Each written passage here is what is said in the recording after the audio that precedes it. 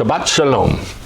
This is one of my favorite Torah portions, Terumah, which means lifted up offering. It could be, a terumah could be anything. It's even like the thigh, right thigh, stomach, and cheeks of a shalem, a peace offering, and those are the parts. Those are a terumah. There's anything that's lifted up and offered to the priests is a terumah. Well, this is specifically the terumah for the Mishkan. So in Exodus 25, the text says, "Then the Lord spoke to Moshe, saying, Tell the sons of Israel to take a terumah for me. From everyone whose heart moves him, you shall take my terumah. This is the terumah which you are to take." Now there's three. Terumah is just in this passage 3 times. Why? Because there were 3 terumah that were taken for the Mishkan. In next week's Torah portion, 2 weeks Torah portion after this one, in 2 weeks, it happens again. It has terumah listed 3 times in a row. In one verse right after the other. It says terumah, terumah, terumah 3 times. So again, because there were 3 terumahs taken for the Mishkan. And here's the terumah. Gold, silver, bronze, techelet, or sky blue, purple and scarlet, fine linen, goats. That's all it says is goats. It doesn't say goat's hair. It just says goats. And they would, it says in the Mishnah, the Midrashim, that they spun the yarn right off the goat. Like they got the yarn and stuck it in the loom and started spinning, however they make yarn, right off the goat, just like a cartoon. Yeah. So there's goats, rams' skins dyed red. That's heavy. Tachash. We don't know what the tachash was, but the rabbis say it was a bright, colorful animal that is now extinct. So we don't know. We don't know what it looked like. We don't know what it was, but we're pretty sure that it was unkosher, that it was not a kosher animal, and it was tachash. Shittim, or acacia wood, oil for lighting, balsam oil for the anointing oil, and for the fragrant incense, onyx stones and setting stones for the ephod and for the choshen, or the breastpiece. Now when it says the acacia wood or shittim wood, shittim, acacia wood, do you know where they got that from? They got that from when Jacob went to Egypt. When he went down to Egypt, he took with him little tiny trees of cedar wood. They were cedars, which is, shittim is a type of cedar, or cedar is a type of shittim actually. Acacia is the larger family, and then shittim, being acacia, is like an umbrella, and under that umbrella, one of them is cedar. Well, he took cedar and he planted them, 12 trees, one for each tribe, in Egypt. Well, they were in Egypt for 210 years, and so those trees were 210 years old. And so by the time they left, and there were more than 12 trees when they were done, but those trees, they took them on the carts when they left Egypt. We're taking our trees with us. They're taking our trees with us, right? So these are trees that are the boards. The boards were a cubit and a half wide, 27 inches wide. They were a cubit, 18 inches deep. That's a tree, and 15 feet tall. So that's where that came from. Gold and the silver and the copper and all the other stuff, almost all of it was given by the Egyptians to the Jews when they left. And so that's where everything came from. And the balsam and the stones, the setting stones and all that was given to them.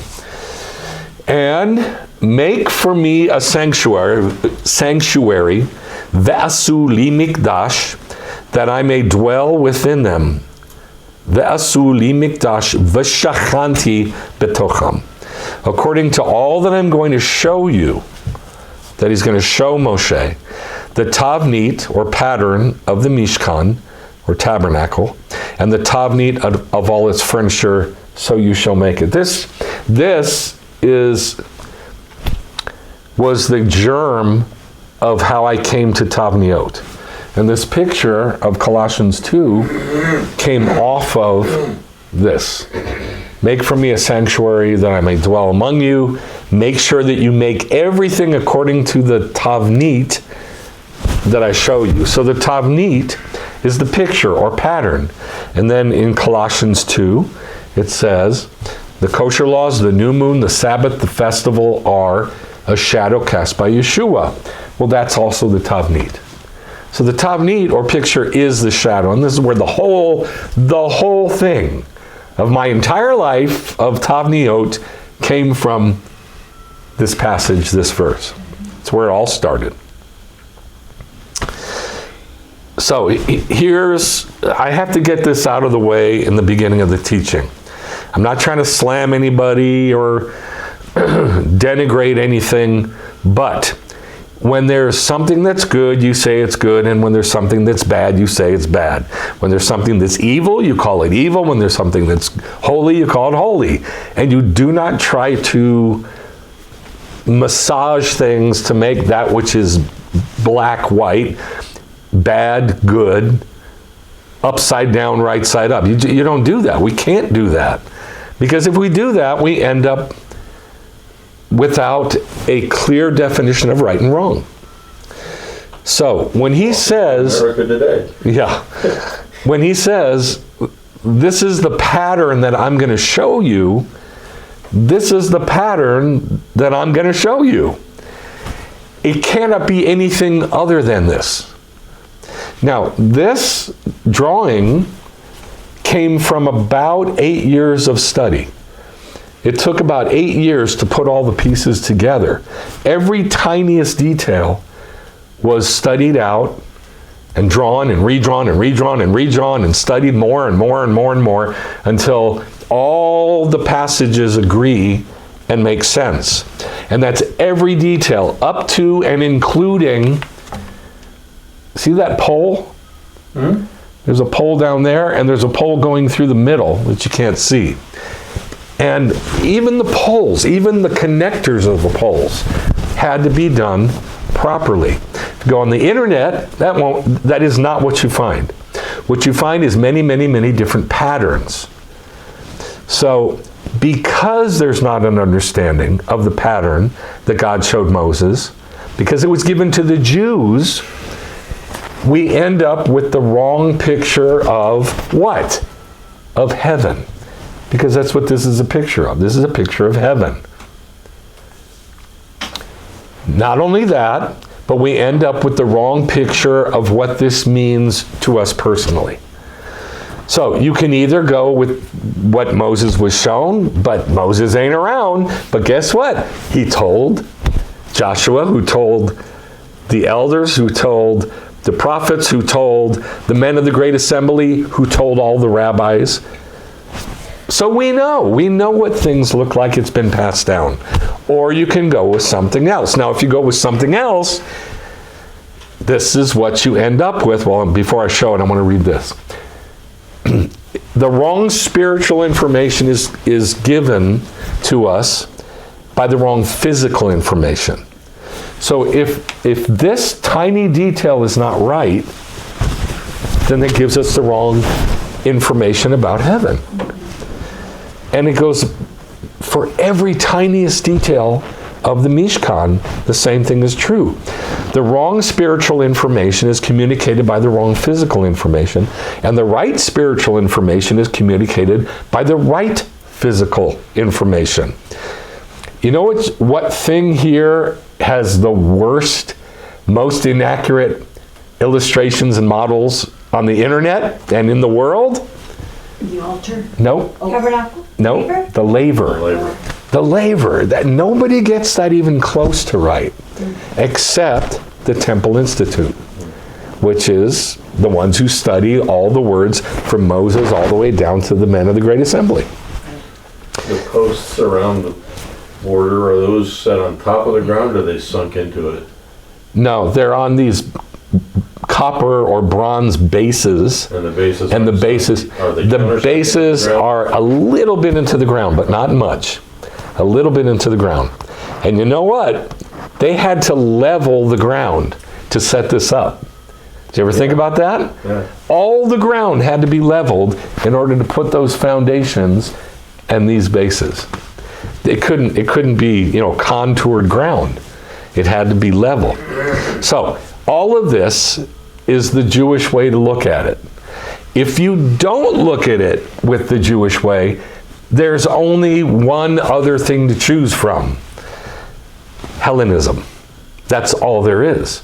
And so this is why all I did was go on the internet and type in heaven. That's all I did. And there's thousands and thousands of pictures kind of like this, but they all have the same feel. I mean, look, it's just, I don't even know how to describe it. It's just beautiful and glorious and gentle and awesome. This is not awesome unless you're in there, unless you're like right up next to it and inside of it. Then it would feel awesome. But this is not awesome looking. It's down to earth. It's normal. It's beautiful, but it's not anything like this. So how did the world arrive at this? Because all there is to choose from is the Jewish way to look at it and Hellenism. That's all there is. And I'm talking about even before Greece became a world power. Even before that, there was Hellenism, all the way from Genesis chapter 10. So the wrong spiritual information is communicated by the wrong physical information, and the right spiritual information is communicated by the right physical information. Now, this is amazing. I never saw this. So my favorite verse in the New Testament is this: Colossians 2:16 and 17. It says that the kosher laws, the new moon, the Sabbath, and the festivals are a shadow cast by Yeshua. All right? And then the very next verse, you know what it says? It says this: casting the shadow belongs to Messiah. See that no one defrauds you by delighting in humility. It's not real humility. And the worship of angels, taking his stand on visions that he has seen, inflated without cause by his fleshly mind. That's this. Now, who's he talking to in Colossians 2? He's talking to Gentiles. It says it in verse 13. He says, you Gentiles, and he's addressing Gentiles, and he says, you Gentiles, don't allow anybody to judge you in regard to food and drink, the kosher laws, the new moon, the festivals, the Sabbath, things which are a shadow of what is to come, but the body, and the only reason the word body there is because that's what's casting the shadow belongs to Messiah. And so he's talking to Gentiles. He says, don't get swayed or have your understanding of God taken away from you by people who are thinking like this, with their head in the clouds and thinking about Hellenism, and that's what God is like, instead of this. That's what God is like. Where you have the layers of the Mishkan pulled back, is that just for illustration purposes? Yeah, that's just for illustration to show, because here it's exposed, just to show the four different layers. Sorry, yeah. So, I mean, think about this. How can you look at this, study it in the Torah, study it in the words of the sages, and go, oh, that gives me understanding of how God deals with me in heaven? But that's what we're supposed to do. We're supposed to be able to look at that and understand how heaven works and how God works inside of us. From that. That's crazy. And that's why people come up with this. Because it's so mystical and unknown, and there's nobody giving you any information about it. And so what do? They delight in, it's actually false humility, and the worship of angels and visions that he's seen, inflated without cause by his own fleshly mind. And I hate to say it, but like children they die and they go to heaven and they come back and they tell these stories about, I saw Jesus and this and this and this and this happened. I'm sorry to say, this is Gentile thinking. And it's inflated without cause by the fleshly mind. Why? Because that's how people are trained in our society. They're trained to think and feel and picture the Bible like this. And I don't have any picture of Jesus Christ, but it's all the same. You stick Jesus Christ in an environment like this and he fits right in. And so because that's so prevalent in our society, that's why people say that they see this when they die. But it's not real. It's all imaginary. It's all illusion, and I'm sorry to say, it's arrogance. Yes? One of the versions of that says, let no one cheat you of your reward, taking delight in false humility and worship of angels. So I thought that was really interesting. Don't let anybody cheat you from your reward. Of your reward. Uh-huh.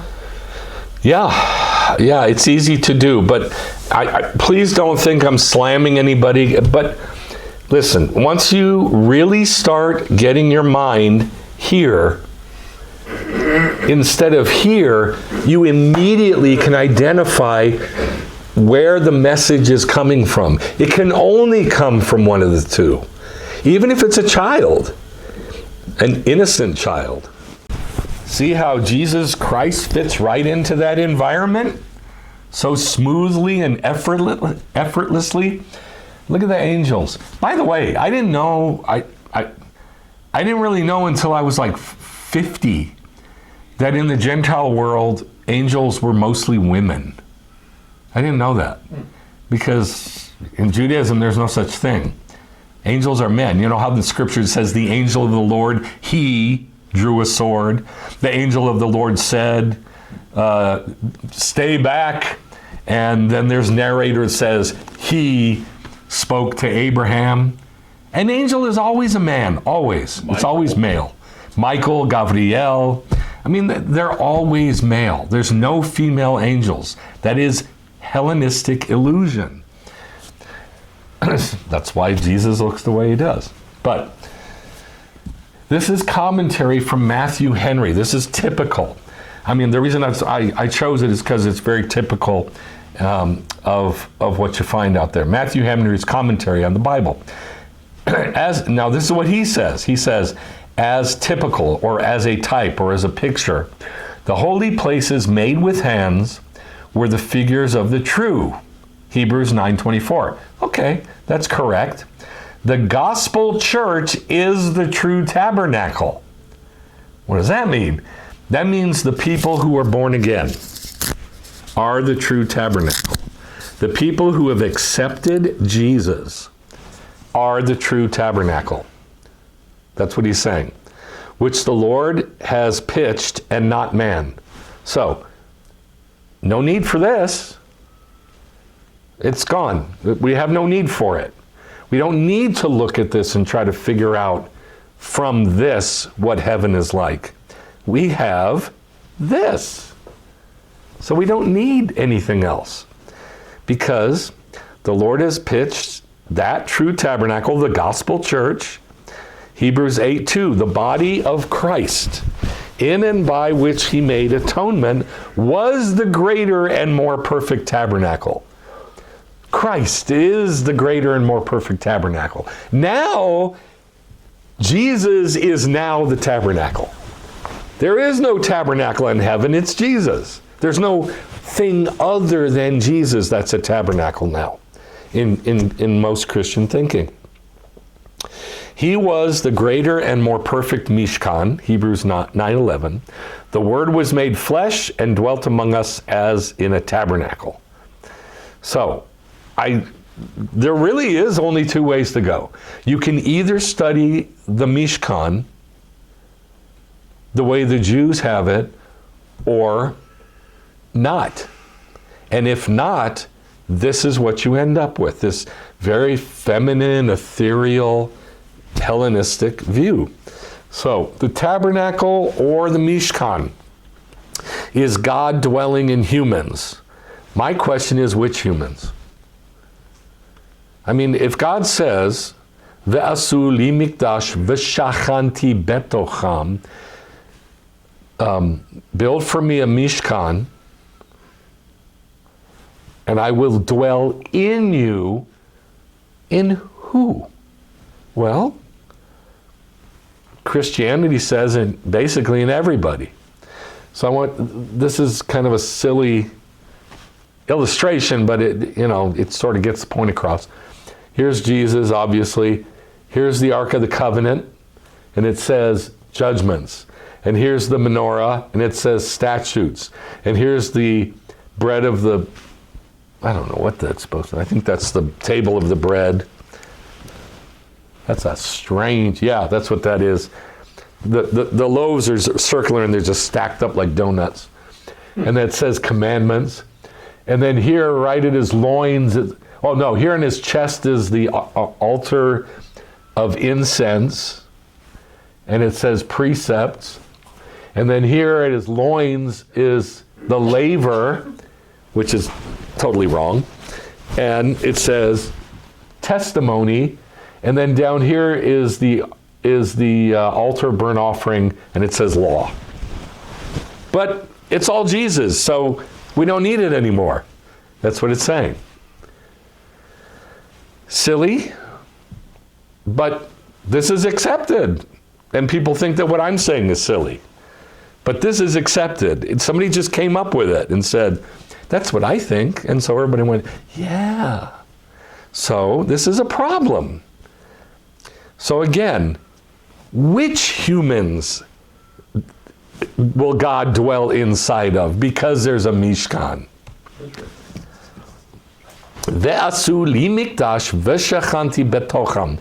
Make for me a sanctuary, and I will dwell in them. It doesn't say in you, it says in them. And he's talking to Moses. And he says, Moses, make for me a sanctuary, and I'll dwell in them.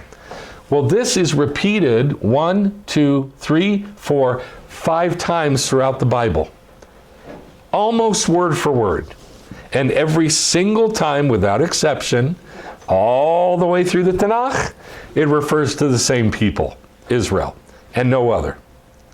Exodus 29, I will dwell in the sons of Israel. And so what do Christians have to do when reading that? They have to say, okay, we're the new Israel. They have to, or else they're left out of the equation. And so that's where all this is coming from. Every verse that's in the Torah that is God talking to the Jews and Israel, Jews is Israel, saying, I'm going to do this, I'm going to bless you, I'm going to this, I'm going to that, with you, the church must of necessity then say, that's really us, or else they're left out of the equation. I will dwell in the sons of Israel and will be their God. V'shachanti b'toch b'nei Yisrael. Exodus 29. Oh, the same thing. This is actually, I blew that. So it's Exodus 29, 44, 45, and then Leviticus 26, 11 through 12. And I will give my dwelling in them. Natati mishkani, my dwelling, or my mishkan, betochachem, in them, dwelling in them. Betochachem. I will also walk in you. That's weird, but in the ancient way of thinking, that was not weird. It's very simple, that we're walking and God's walking with us or in us. I will walk in you and be your God, and you shall be my people. Well, unless he's talking to somebody else, this is Israel. It's clearly Israel. 1 Kings 6, 12 through 13. If you keep my mitzvot, then I'll carry out my word. I will dwell in the sons of Israel and not forsake. V'shachanti b'toch b'nei Yisrael. Same exact words. Here it says, it doesn't say build me a sanctuary. It says if you keep my mitzvot. Therefore, building the sanctuary is equated with keeping the mitzvot. They're one and the same. Ezekiel 43. Now this one's tricky because this is in the kingdom. It's describing the temple in the kingdom. And it says, Son of man, this is the place of my throne. Now, he's talking about something that doesn't exist yet. It's in the kingdom. And he gives all the details of the temple. Thousands of details of the temple. And he says, this is the place of my throne and the place of the soles of my feet. That is where I will dwell in the sons of Israel le'olam, forever. Asher eshkan sham b'toch b'nei Yisrael. Same words. Now, unless you do all kinds of mental tricks, there's no way around this. That God only said about one set of people that he would dwell inside of them. Only one. And that's Israel. And he said it consistently, and he said it from the very beginning when he first said, build me a sanctuary, all the way to the kingdom. It never changed, ever. So this doesn't exist. This doesn't exist at all. Yeshua didn't change anything. He didn't do away with anything, because all the way through the kingdom, he says, I will dwell in the Jewish people. So therefore, if you're a Gentile, you should be saying, okay, but what about me? What about me? What about me? Which is what is always done, even though they don't say it out loud. And the truth is, you must go to the Jews, you must go to Israel, to the Jewish community, to learn about God and to learn about Yeshua, because that's where the information of Yeshua lies. It is not in any other environment. And that's the way God set it up. That's why it says that in that day that there will be 10 people. Louder. That there will be 10 people. Come on, say it louder, please. You don't have to go like this. Just say it louder. In that day, though, there's going to be 10 people looking, to the Jews and reaching out for their seats and say, take us with you, because you know God. Exactly. It's in Zechariah 9, the last two verses of Zechariah 9. It says, in that day, in the day of the Lord, 10 Gentiles will take a hold of the tzitzit of one Jew and say, let us go with you because God is with you. You know God. That's exactly right. It's never changed. It never will change. So, the name of the teaching is As Above, So Below. Or, as above, so below. They match. Problem is, they don't match. That's the problem. They don't match. That which is above doesn't match that which is below. When God told Moshe to tell the Jews to build a Mishkan, they matched. That which was above matched that which was below. But when Hellenism came along and swept Judaism out of the house, no longer does that which is above matching that which is below. So there's the verse that comes right after Ve'asu li mikdash v'shachanti betocham, Exodus 25:8. Very next verse, Exodus 25:9 says, according to all that I'm going to show you, the tavnit of the Mishkan and the tavnit of all its furniture, just so shall you make. Now, here's what I love about tavniot, about tavnit, a picture, is that God didn't tell him, make the ark 1.5 cubits wide and 1 cubit deep or anything. He didn't just say it. He showed him the picture so that there could be no variance in it whatsoever. So then why, when we go on the internet, is everything different? And there's variance on absolutely everything in the Bible, because of sola scriptura, Bible only. People read the Bible as if you can read it by itself, and you cannot. Because there's millions of details in it that we don't know what it looks like. Well, how are we going to know what it looks like? Moses gave it to Joshua, who gave it to the elders, who gave it to the prophets, who gave it to the men of the great assembly, and on down through the rabbis. That's how we know. Well, if you read the Bible sola scriptura, your mind is going to go to where your mind goes. And we're living in a Hellenized culture, so what do you think you're going to picture in your head? You're going to picture the way the Hellenized world says it is. Whether you think you're doing that or not, that's what you're doing. That's what you're going to do. The only antidote to that problem is to study what the rabbis say about the details. And so that's what I love about that God showed it to Moses in a tavnit. That he told him, no, it didn't look like that. That's too sharp. You got to round that edge off. Nope, that's not big enough. It's bigger. It's about that much bigger on that side. Make it bigger, Betzalel. And, on and on for however long it took them to build this thing. About a year. And the whole time, Moshe was there to tell them the way it was. Now, also, Betzalel had the Ruach Chochmah, the spirit of wisdom, to guide him. But even with that, God didn't show it to Betzalel, God showed it to Moshe. So Moshe had to be the guide to make everything right. Now, why is this important? This is why. Just like that Matthew Henry commentary we read, this is what he was quoting. But he was quoting it totally divorced from Judaism.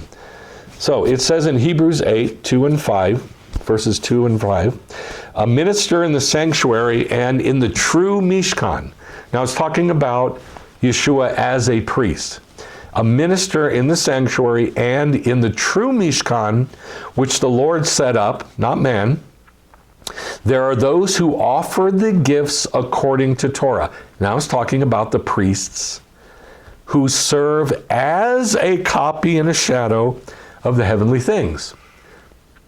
Therefore, just as Moses was warned by God when he was about to erect the Mishkan, God said, you make sure you make everything according to the Tavnit, which was shown to you in the mountain. So what does this tell us? This tells us that there's a true Mishkan that looks exactly like this.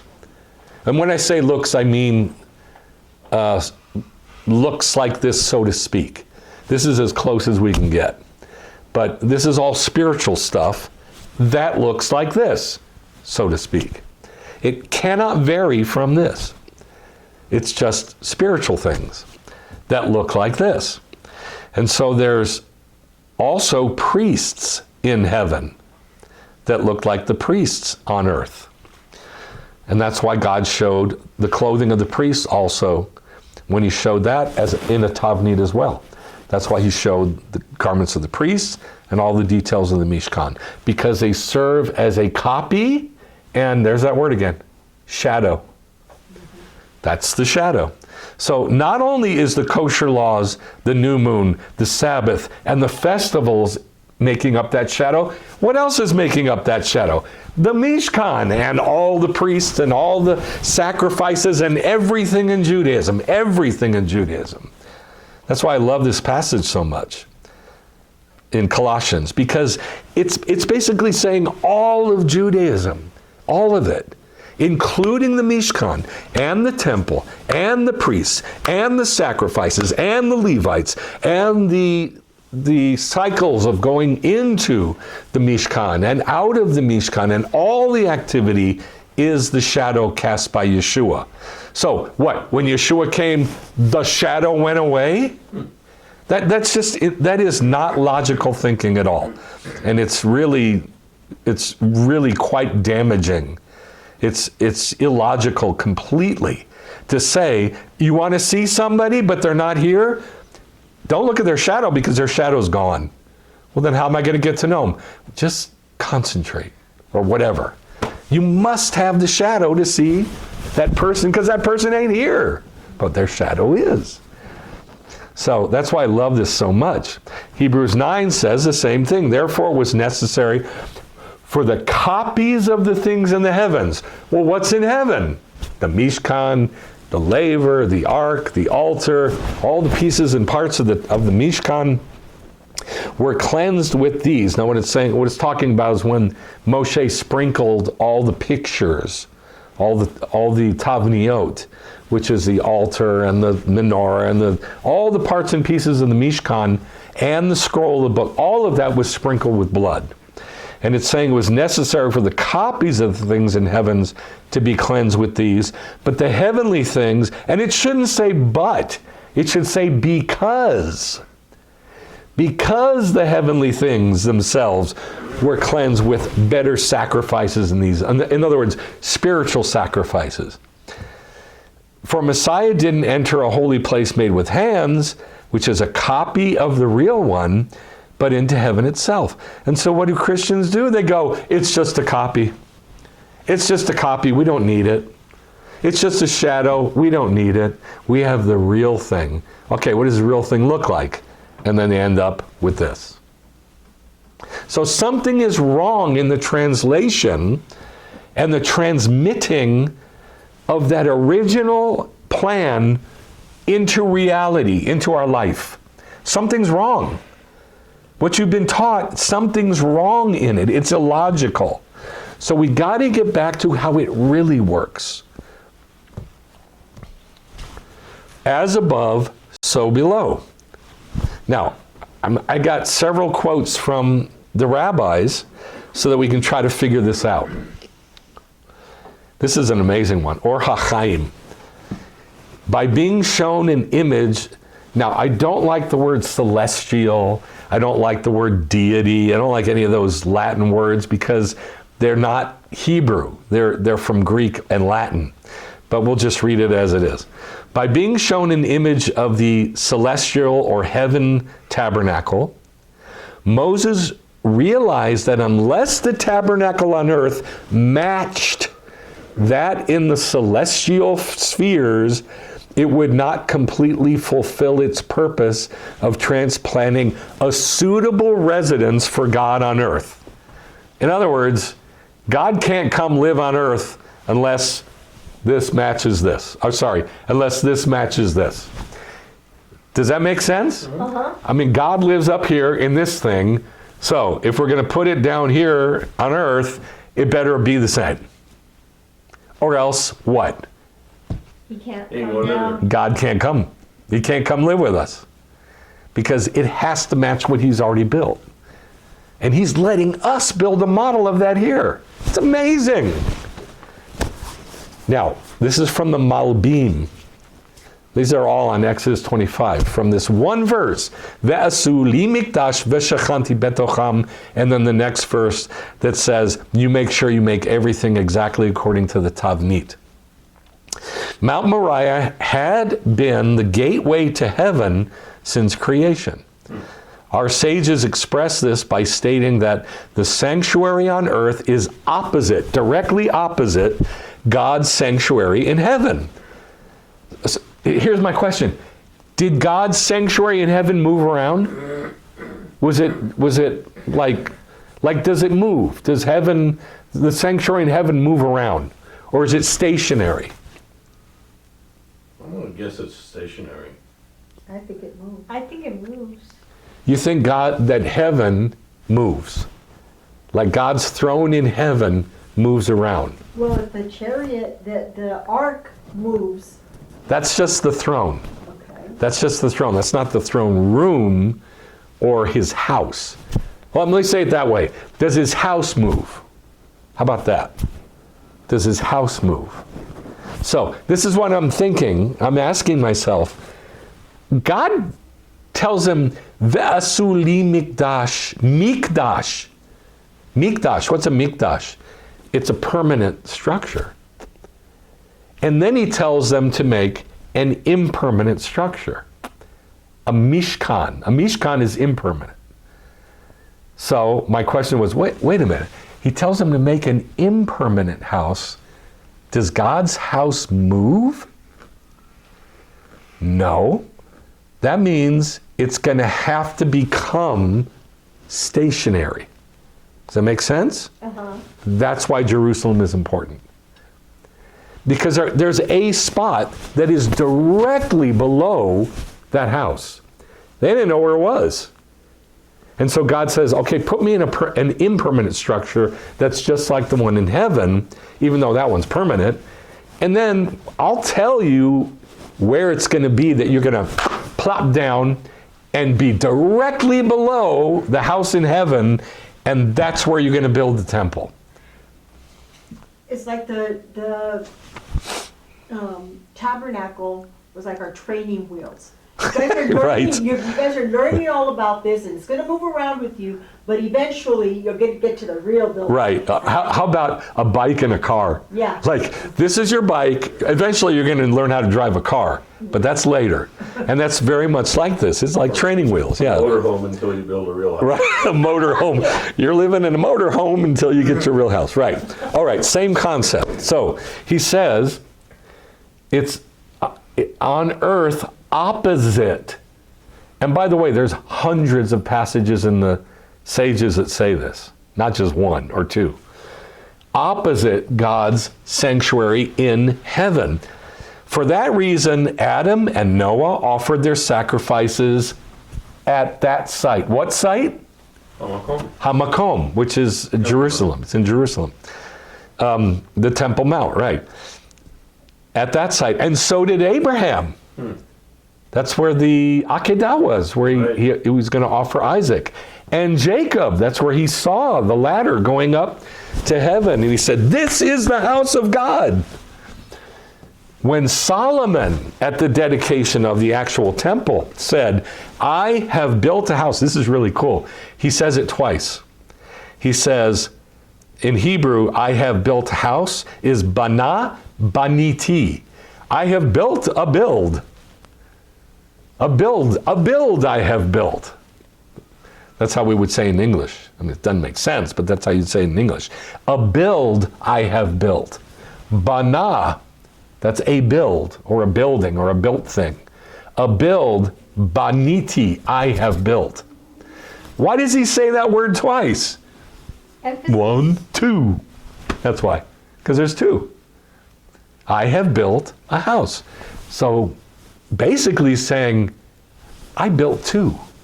I built two buildings, houses. So Gan Eden was either in or at or near Jerusalem? Gan Eden is Jerusalem. He indicated that what he had accomplished here on earth had had its effects in heaven. Bana, baniti, a build I have built, a house I have housed. There's two houses. There's a Mishkan and a Mishkan. And one is directly opposite the other. But right now it's moving around. And I was thinking about this. In the, quote, Christmas story, the mythology is that the wise men from Babylon saw what? A star. A star. And then what did they do with that star? You followed it. How do you follow a star? A star is stationary. A star doesn't move, right? You ever seen a star move in the sky? No, only when they fall. Or if it's a comet, and then it's not a star. But it looks like it's kind of like a star.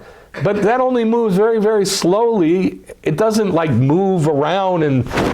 Because think of it, they came from Babylon, they went up in a crescent, and then way down, and then to the left, and then to the right, and then down. This was not like they're following a star, because stars don't move. It's the same thing here. God's house doesn't move.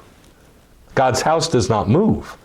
But the picture of God's house can move until it's settled, and God says, plant me there.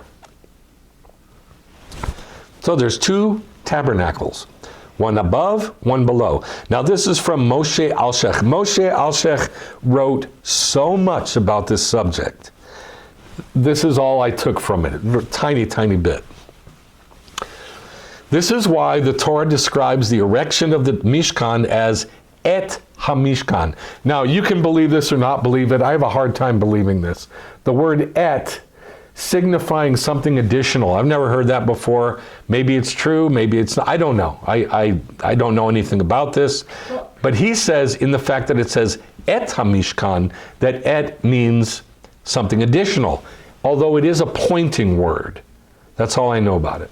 And remember when the study that I did on the Aleph, that the et is also the Aleph and the top, the Yes. first and the last, Mishkan. Yes. basically. We know that it's Okay. first and last, but is that additional? Is that additional? And that's where I have a hard time understanding this. That I think that what he's saying, and I may be wrong, is that he's like this. If you're pointing at something, because that's what et is, it's just, aren't you saying there's something else? And I think that's what he's saying, but I could be wrong. So the word et signifying something additional, something else, that is the celestial counterpart. Just as there is a senior temple in the celestial spheres, as described in the Song of the Sea, the sanctuary, my God, that your hands have established, the primary intent of building the Mishkan was for God to dwell within each person. Who? Israel only. Rather than just a physical structure. The physical sanctuary mirrors a spiritual one that the community constructs through their collective piety and holiness. You think it's going to go up, right? But it doesn't. It mirrors a Mishkan that everybody makes by doing Judaism on earth. You think he's going to point up, but then he doesn't. He keeps it on earth. The spiritual one that the community constructs through collective, in other words, doing Judaism together. That's pretty cool, right? By doing Judaism together, we're constructing this, the Mishkan in heaven. That's what he's saying. So, what is that? That's the priests carrying The ark, right? the ark covered with the techelet cloth. Whenever they would travel, they would carry that ark, but it had to be covered with the techelet cloth. So this is the transitory nature of a Mishkan. A Mishkan moves around. A Mikdash means holy place. And it's not necessary, it's more stable and in one place. Mishkan was movable. It didn't stop moving until David discovered where the site of God's house above was. So the Mishkan was a picture of the holy temple that was going to be built later. All right, so how did that happen, that David discovered it? Do you remember? So they come to Jebus, which is Jerusalem. Jebus, Jebus. And it was named for the Yevusi, the Jebusites. And he said, the one who can get up into that amazing castle, I'm going to give you my daughter. And so one of the, I think it's Joab, he finds the tunnel underneath the ground from the water source of the Gihon spring. And they go up through the spring, up through the water source, and they climb up into the city, and they kill all the Jebusites and take the city, and that becomes the city of David. So then later on, it was very shortly after that, that he wants to bring the ark into Jebus. And he goes and he sits in front of God, and he says, I did it. I brought the ark here, but I want to build you a house. I don't think you should be wandering around. It's not right. God, you should have a permanent home. You shouldn't be in a trailer down by the river. You should not be wandering around. You need a permanent house. And God says, I got a better idea. I'm going to make you a permanent house. Don't you worry about me. I'm going to have a permanent house built for me by your son. But I'm going to make you a permanent house forever. How about that?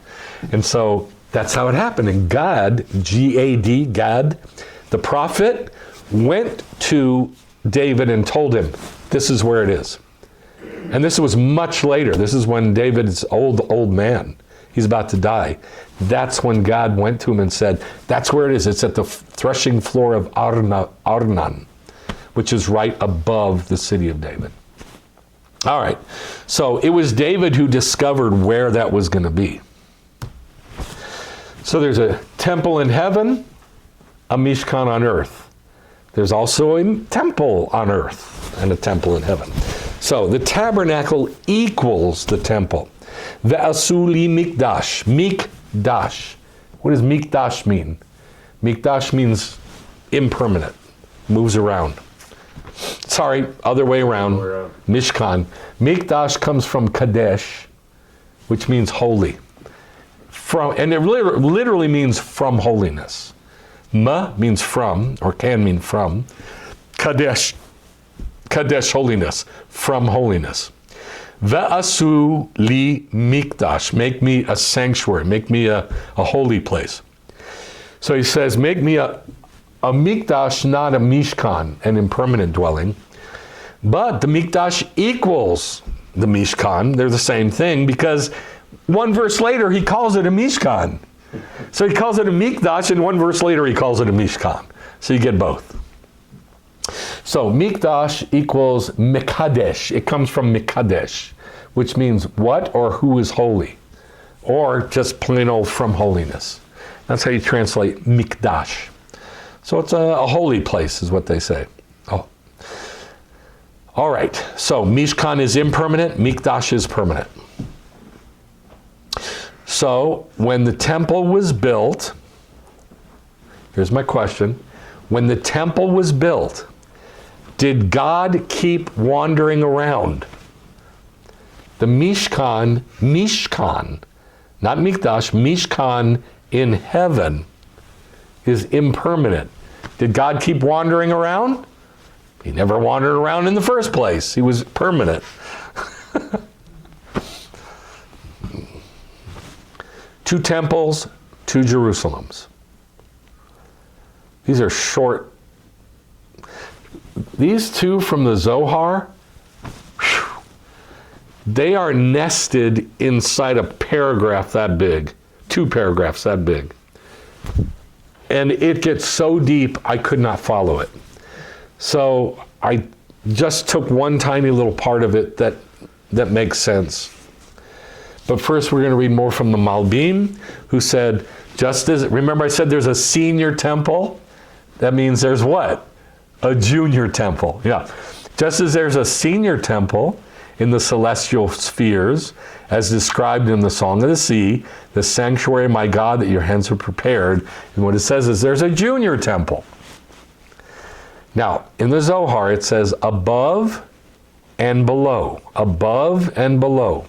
In the same way as there is a Jerusalem both above and below, a Jerusalem below. Both of the same, what does that say?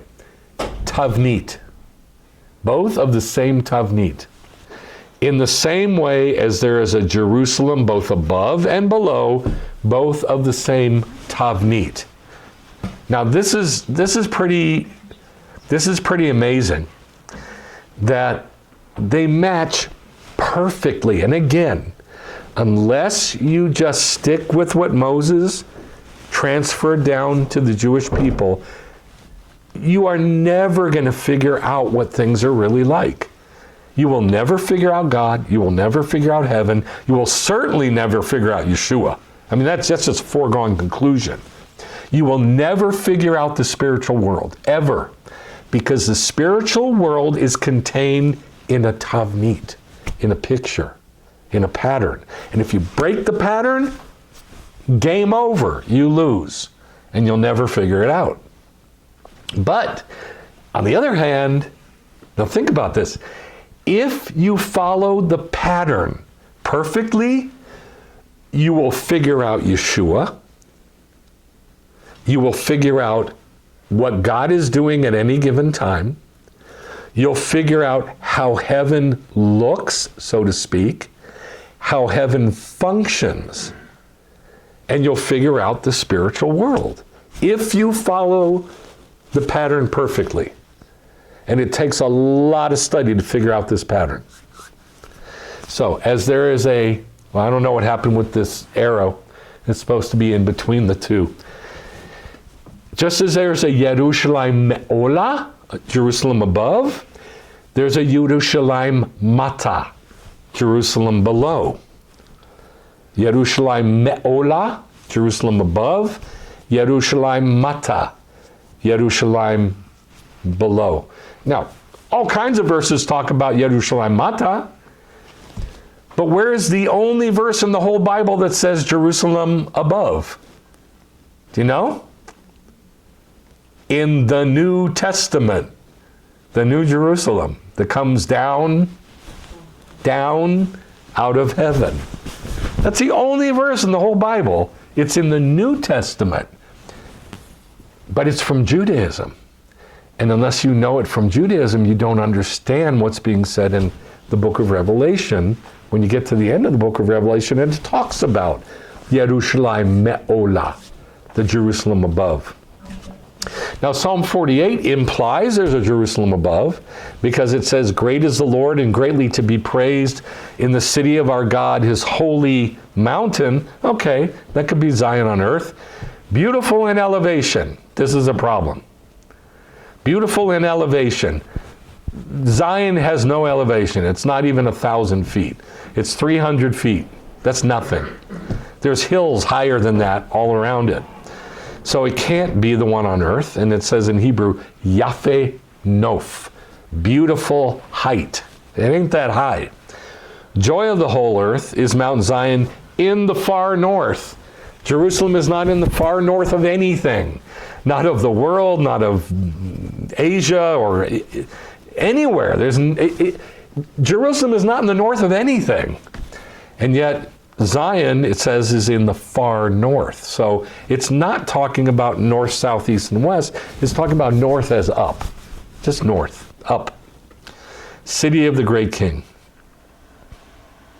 And then after it describes the city, and don't get freaked out or shaken, we don't worship the city, but it says, walk around Zion and circle her, count her towers, look at her ramparts. That's like the big walls that are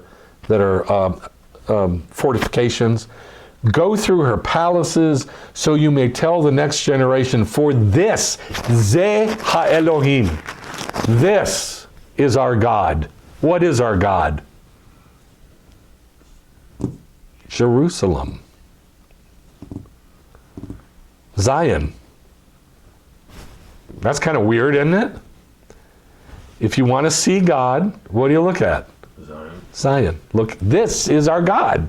The towers, the walls, the gates, the people, the sacrifices, the temple, everything that happens in that city, that's our God. That's how you get to know our God. By looking at the pattern below, you get to see what's happening above. This is God, our God. It even says that, forever. This is God, our God forever. That's what it says. Ze Elohim, Eloheinu le'olam. This is God, our God forever. Now, there's another verse. It's getting cut off on the bottom. There is another verse that does say there's a Jerusalem above. But it's kind of hard to see it. It's in Psalm 68:29. Because of your temple, Al Yerushalayim. What does Al mean? On top of. Al means on top of. Your temple on top of Jerusalem. The temple's not on top of Jerusalem. There's other parts of Jerusalem that are higher. East Jerusalem is higher. Did you know that? North Jerusalem is higher than Jerusalem, than the temple. Temple was not the highest point. But it says your temple over on top of Jerusalem. Why? It's directly above the Jerusalem and the temple below. Directly above. You get what I'm saying? Mm-hmm. All right, here's a couple more that are really cool. 2 temples, 2 Jerusalems.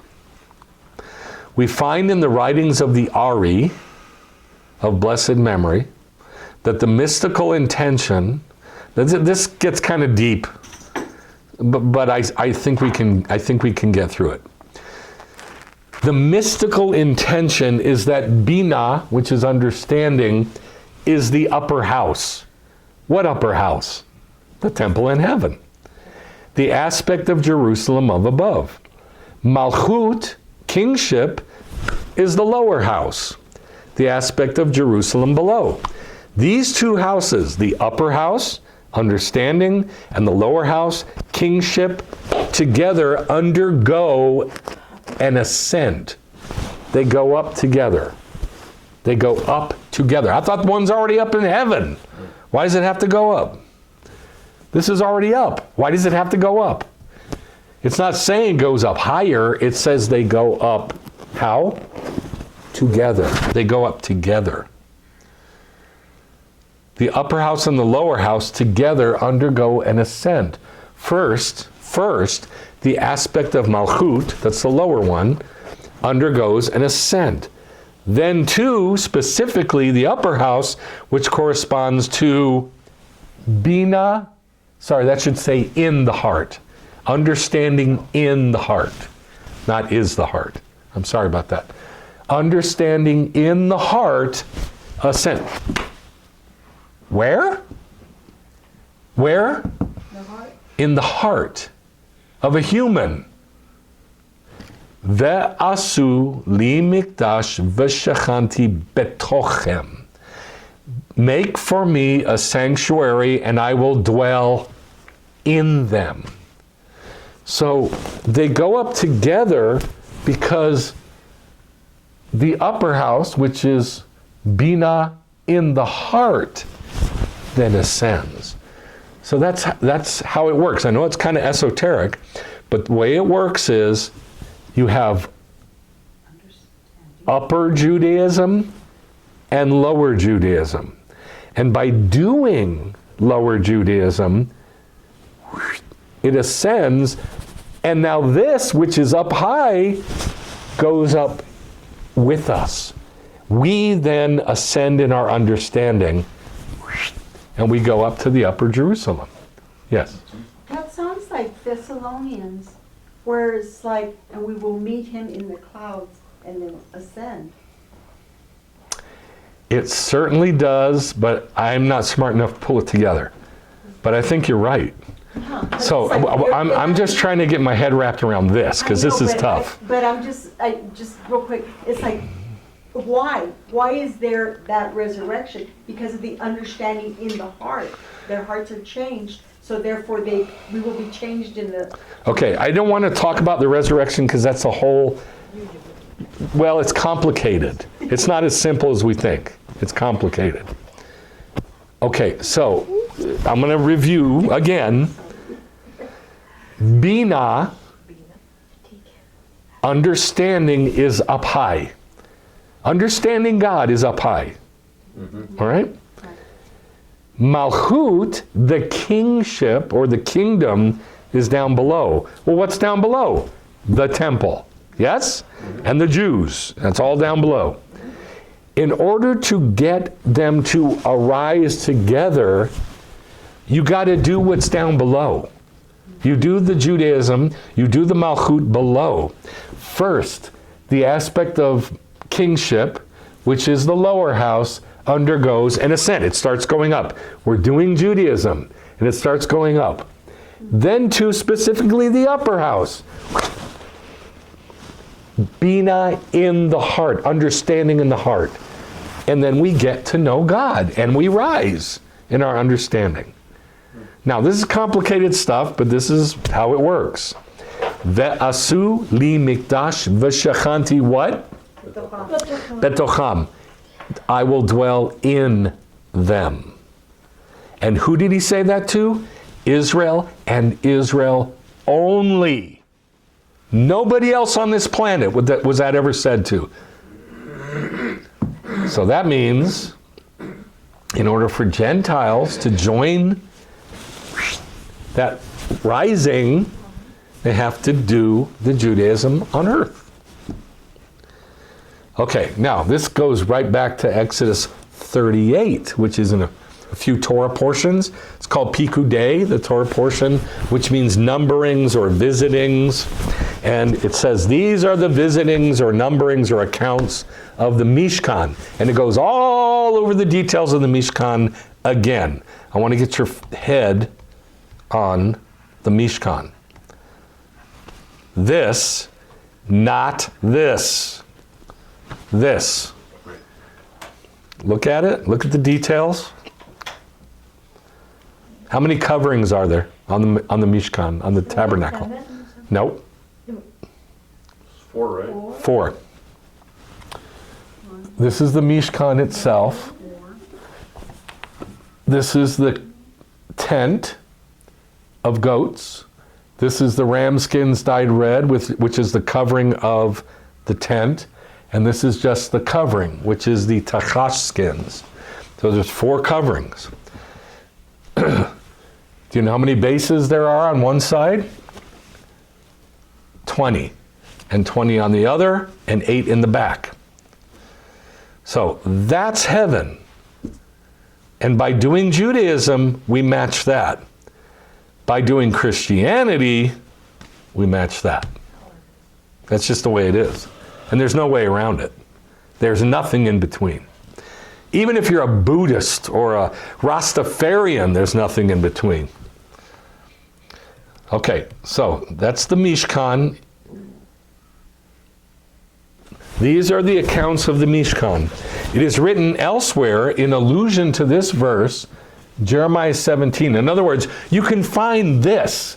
This is the account of the Mishkan, also in Jeremiah 17:12. And this is how they read it. Did you follow that, what I just said? Mm-hmm. Jeremiah 17:12 says exactly the same thing as this is the account of the Mishkan. This is how it reads. A glorious high throne from the beginning is the place of our sanctuary. Do you read that as these are the accounts of the Mishkan? The rabbis do. How? Because the Mishkan is a picture of the glorious high throne from the beginning. The Mishkan in heaven. That's what it's saying. Does that make sense? Yeah. That's pretty deep. A glorious high throne from the beginning is the place of our Mishkan. It's the Mishkan in heaven. This verse indicates that the throne of glory is located directly opposite our sanctuary. And where's the sanctuary? In Zion, in Jerusalem. Directly above that point is God's throne. Directly above. This is why it says, the place, O Lord, which your hands have made to dwell in, the sanctuary, the mikdash, or is it Mishkan, O Lord, which your hands have established. I think it's Mishkan. The Mishkan, O Lord, which your hands have established. Exodus 15. And so we see that Jerusalem on high is situated directly opposite the earthly Jerusalem. Now this is in Midrash Tanhuma, Pikudei, and there should be another 1. 1, 1, 1. In other words, this is the very first verse of this Midrash. Midrash Tanhuma, Pikudei. 1, 1, 1. Isn't that amazing? Very first thing they say. 1, 1, 1 or 1, 1? 1, 1, 1. It's divided a little differently from the Bible. So, remember, Pikudei is the Torah portion where Exodus 38 is. Now this is, I told you, Moshe Alshech wrote a whole bunch about the Mishkan. Here's another part. But first, the Mishkan below equals the Mishkan above. Jerusalem below equals Jerusalem above, Yerushalayim above. The primary intent of building the Mishkan was for God to dwell within each person. Which person? Israel. Israel only. So then what about the mixed multitude that went with Israel out of Egypt? I was wondering that too. I know you were. That's why I brought it up. What do you think? Did that include them? I'm going to say yeah. Did they bring terumah? Did they bring stuff for the terumah? Mm-hmm. then they're included. Because remember, the Terumah was used to build the Mishkan. And God said, whoever's heart moves them to build this thing, bring the stuff. Well, if the Gentiles brought it, because they're there in the camp, so let's back up a little. Were they there at Mount Sinai when God cut the covenant with Israel? Yeah. Then they're in the covenant if they were there, and were they sprinkled with blood? Yeah. Represented by the 70 elders. Were the Gentiles that went with the Jews in the covenant because they got sprinkled with blood? Yes. By being represented by the 70 elders. Yes. Okay, then they're in the covenant, and yes, they're part of the Mishkan. The primary intent of building the Mishkan was for God to dwell within each individual there, only in the camp of Israel. The physical sanctuary mirrors a spiritual one that the community constructs through their collective piety and holiness. So, is that a Mikadesh or a Mishkan? Is it a Mikadesh or a Mikdash? Or is it a Mishkan? Mikdash means a holy place. And Mikdash means a holy place, and Mishkan means a traveling sanctuary, traveling tabernacle. So when it says the physical sanctuary mirrors a spiritual one that the community constructs through their collective piety and holiness, is that a Mikdash or a Mishkan? It's right there. It's a Mikdash. Because it says their collective what? Holiness. That's the word Kadesh. That's the Mikdash. The dwelling is not for God's sake, but for the sake of Israel, and serves as a conduit for God's Shefa. You know what Shefa is? Flowing. It means to flow down. Flowing down. They also translate it as mazel, luck. That's Shefa in Judaism, that it flows down. Well, what's the conduit for God's Shefa to flow? It's the collective doing of Judaism. It serves as a conduit for God's Shefa, or flow or energy, to rest within the camp, acting as a shadow of the heavenly spiritual tabernacle. These are not my words. These are the words of Alshech. He uses the word shadow. Acting as a shadow of the heavenly spiritual tabernacle. The instruction to build according to the Tavnit shown to Moses indicates that the physical structure is a precise representation of spiritual metaphysical worlds. Precise. It mirrors it shadows it perfectly. Every detail of the tabernacle and its furnishings corresponds to a higher reality. The precise pattern shown to Moses on the mountain emphasizes that the physical construction must perfectly align with the spiritual heavenly archetype, in other words, picture. It cannot vary, not even the slightest little bit, because if it varies the slight little bit, it communicates the wrong information. And that's where we started. The right physical information communicates the right spiritual information. You get the wrong physical information, and it communicates the wrong spiritual information. God ain't there. That's right. That's pretty amazing, which represents a connection between the earthly and godly realms. So, in the same way there's a me below, there's a me above.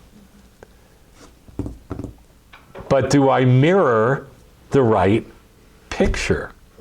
And this is what we need to ask ourselves. Do we mirror the proper Jewish picture? Because there is a me above, whether I want there to be a me above or not. There is a me above. There's a you above. Because he said, Ve'asu li mikdash ve'shachanti Betocham, in them, not in the building, in them. But how do you get, you match the building. You match the building, the Mishkan. So, here's the question. We got to ask ourselves, am I matching that? And you're like, how do I match that? Right? How do I match that? Well, he said how. The physical sanctuary mirrors a spiritual one that the community constructs by doing Judaism together. That's it. That's how you do it. And as you're doing Judaism, you are then mirroring this stuff. And more understanding of this stuff will come to you. But you got to study it. You got to study it to figure it out. It's not going to magically pop into your head.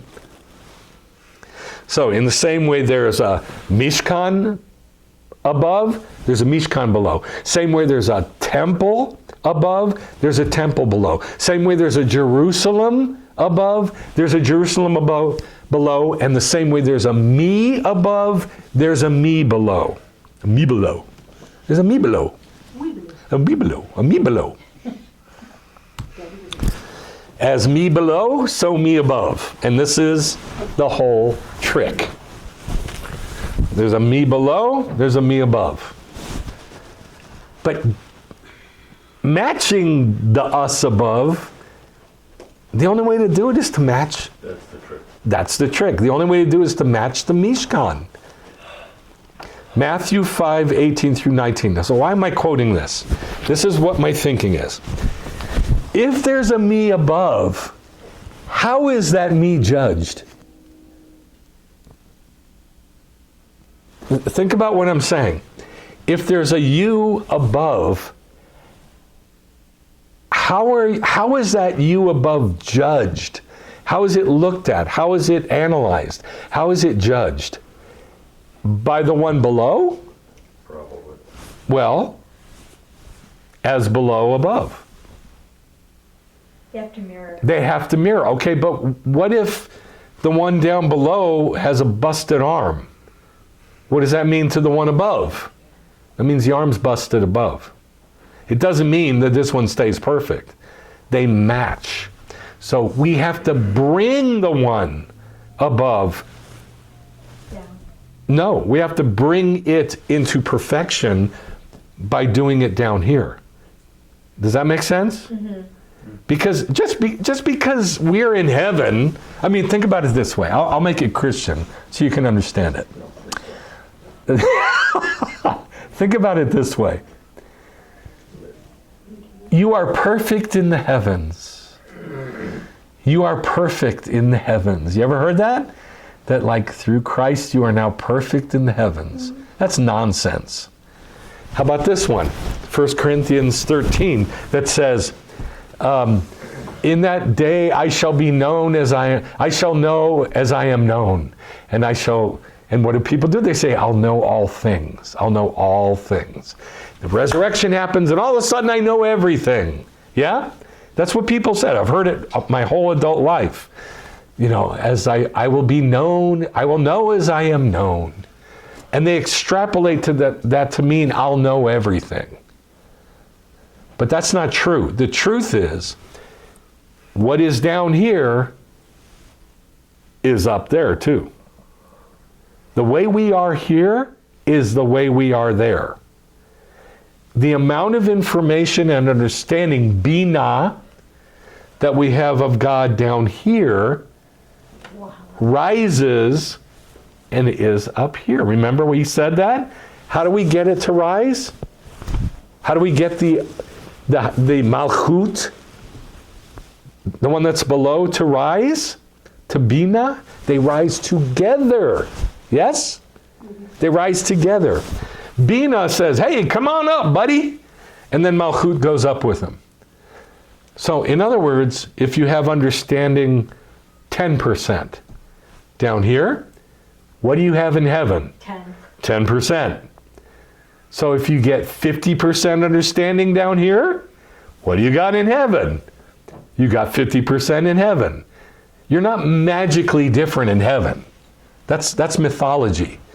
We are seen exactly in heaven, exactly the same amount of understanding of God we have right now. We're not given magical understanding of everything. And so Yeshua said, because of that, assuredly, this is the truth. I'm telling you the truth. Till heaven and earth pass away. When's that? In the kingdom. When? What date does heaven and earth pass away? Heaven and earth pass away. Toward the end, isn't it? Toward like what? 6012? What do you mean? 2008? No. Heaven is going to pass away during the birth pangs or during the day of the Lord, during the kingdom. The heaven's going to pass away? No, heaven never does. Well, that says until heaven and earth pass away. When does heaven pass away? 7001 after the day of the Lord. And there will be a new heaven and a new earth, the new Jerusalem. Okay, 7001. New earth part, I forgot the new earth. Right, exactly. So he says, until that happens, until heaven and earth pass away, not one yod or keter, that's a crown, or it could be a tagin, which is the crowns are also called tagin. The little crowns on top of 7 of the letters in the Torah scroll. Not even that will pass away from the Torah until, All of them. when is all going to be fulfilled? In the kingdom. In the kingdom. That's when everything's fulfilled, in the kingdom. Everything that's written in the scriptures is fulfilled in the kingdom. Whoever therefore breaks one of the least of the mitzvot. Tell me what mitzvah that is. There's a mitzvah that's called the least of the mitzvot. Does it having to do with the dove? Close. Eileen said having to do with the dove. That's close. With the dove? That's close. It's not correct, but it's close. Very close. The bird's nest. That's what I learned. The bird's nest. It says that when you're coming along the derech and you see a mother bird with the babies, you can't take both the mother and the baby. They got to be kosher birds, obviously. You can't take the mother bird and the baby bird and eat them together. You can take the eggs, but you cannot take the babies and the mother together and eat them at the same time. You have to shoo away the mother. Okay? That's the smallest mitzvah there is. And even that's a big one. So if you break that mitzvah and then you say, hey guys, I broke it, you break it too. Break the mitzvot. And you break one of the least of the mitzvot and teach men to do the same. Don't do Judaism. Christ did away with the law. That's what everybody says. And they're saying exactly what Yeshua said here. You're breaking the mitzvah and teaching others to do the same. Like the kosher laws. Like the kosher laws and the new moon or the Shabbat or the sacrifices or anything in Judaism. And then you teach others to do the same. What's going to happen? That person will be called least in the kingdom. Are they in the kingdom? Apparently. Yes. Yeah. Yes. And there's nothing we can do about that. So get over it. I mean, Christians do this every day. Every day. They break the Torah and then teach others to break the Torah. That doesn't mean they're not going to be in the kingdom, but they're going to be least in the kingdom. Least. What's on earth is in heaven. If they have no understanding of God, but they're born again and they get to the kingdom, they're going to be least in the kingdom. That means slaves. That means servants. That means ignorant people. And they'll have no authority over anyone. Least in the kingdom. But whoever does the Torah and teaches what? Others to do that? The least of the mitzvot. Because remember, that's what he's talking about. The one who breaks and teaches others to break the smallest mitzvah, which is what? The bird's nest. will be called least in the kingdom.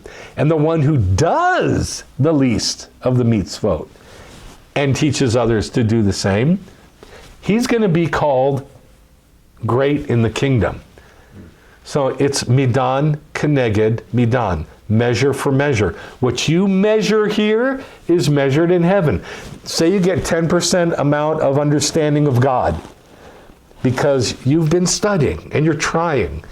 And down on earth, you got 10%. That means in heaven. And then in the kingdom, the malchut, which has arisen with your understanding, you got 10%. But that's all you got. And that's where you start. So when the kingdom comes, we're not going to magically arise. I mean, we are going to magically arise in a new body, but just because we magically arise and have a new body doesn't mean we're magically going to know everything. We're not. We're going to start where we left off here. You got 10% here, you will have 10% there. You got 30% here, you will start off with 30% in the kingdom. Because that's what you are. That's what we are in heaven. I am in heaven exactly the amount of understanding I have on earth. The understanding I have of God and the kingdom on earth. I could be the stupidest, most horrible human on the planet, but if I have 10% understanding of God, that's who I am in heaven. You know, when people say God doesn't look at our, well, how do they say? God doesn't look at my problems, he looks at me through Messiah, right? That's what this means. I know I'm an idiot. I used to be mean. I was the king of Lashon Hara. I was the king of Lashon Hara. I mastered Lashon Hara. I was mean, I was cruel, I was pushy, I was arrogant. But you know what? I walked with a pastor, a seasoned pastor, for 2 hours on a 2-hour walk. And this arrogant Jew, little kid, he tells, I don't want to know about God anymore. I want to know God like you. That's what he told this punk kid who was arrogant and pushy and mean and stupid. I was a horrible human being. But I had, I'll say 10% understanding of God. And that's how God saw me in heaven. You understand what I'm saying? So this is the key right here to the whole thing. We build the Mishkan on earth by doing Judaism together. So if you're a Gentile and you are like starting to play around the fringes, the edges of this Messianic thing, and you go to a Messianic congregation and they're saying all the things you've already heard in church, this is a problem. You need to be among people who are talking Judaism. Pure, unadulterated, unhellenized Judaism. And if you do that, you'll begin to get to know God the way you're supposed to know God, by doing Judaism as a community together. You can't do this on your own. You can't. And if you're doing it on your own, you're making a huge mistake. You've got to be with other people. You've got to be. We can't do Judaism singularly, because we're not going to, you can't build this. What? I mean, can you imagine how many people it took to build this thing? By the way, see these bases? There's 20 on each side. There's too many here. No, there's 40. There's 40 on each side. This is correct. There's 40 on each side because there's 20 boards. I said 20 earlier. One board has 2 bases. Each base weighed 90 pounds, 94 pounds, around that. Can you even pick up 94 pounds by yourself? That's what the Levites and priests did. They had to carry, each one had to carry a base. That's just the bases. Can you imagine how much one of these curtains, of the 10 curtains, there's 10 curtains connected here on the Mishkan, of these white ones.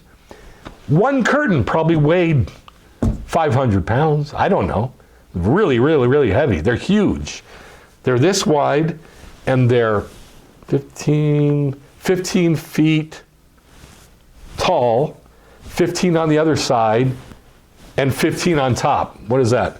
45 feet long. 45 feet long and this wide. One curtain, and there's 10 of them. This thing is enormous. It's massive. This is going to be built by one person? That's what's happening if you're trying to do Judaism on your own. You're trying to build this thing on your own. You can't even pick up a base. And you're going to build the whole thing on your own? And that's why he says that the physical sanctuary mirrors a spiritual one that the community constructs through their collective. I don't like the word piety. It means like doing Judaism, being observant, and holiness. That's how you build the Mishkan. And that's the key. Their collective piety and holiness, which is Mikadesh or Mikdash, builds the Mishkan on earth. The understanding we have, whatever understanding you have right now of Judaism, of Hebrew, of Scripture, of the sayings of the sages, of the prayers, that's who you are in heaven. That's who you are in the Mishkan above. No more and no less. Measure for measure. Midan keneged midan. So don't fantasize and think, oh, I'm exalted through God in the heavenlies, or something like that. That goes back to exactly what we were talking about with Hellenism. Puffed up in their fleshly minds with worship of angels and visions. Yeah? So the only way to do this properly and to get to know God properly and to build the Mishkan properly is to bring your terumah. Everybody brought something. Bring your terumah. That means bring your heart, bring your mind, bring your willingness, bring your faithfulness. What? Your soul. Bring your soul. Bring all of it to do this. To do Judaism on earth and spread Judaism in the body of Messiah so that the whole body of Messiah can rise and be like we're supposed to be, because we're not like we're supposed to be. The body is not what it's supposed to be, and you know it, and I know it. But there's a solution. It's this. Let's pray. Father, thank you for giving us the pattern, the tavnit of the Mishkan. And thank you, Lord, that you say that the mitzvot are not too high to reach. They're not too far away to get to. We can do it. We can do all of the mitzvot. If we want to do all the mitzvot, we can do all the mitzvot. And I thank you, Lord, for giving us understanding, more and more and more understanding. And I ask that you'd build your body, and I ask that you'd build this body. And I thank you, Father, for giving us understanding of the heavens, understanding of the heavenlies, understanding of heaven, and understanding of your throne. I ask that you would let that understanding grow and grow and grow, and let us rise like the column of smoke from the Ketoret, from the incense. In the name of Yeshua. Thank you, Abba. We thank you that you are our Moshiach. You are our Savior, Yehovah. Amen. Shabbat Shalom.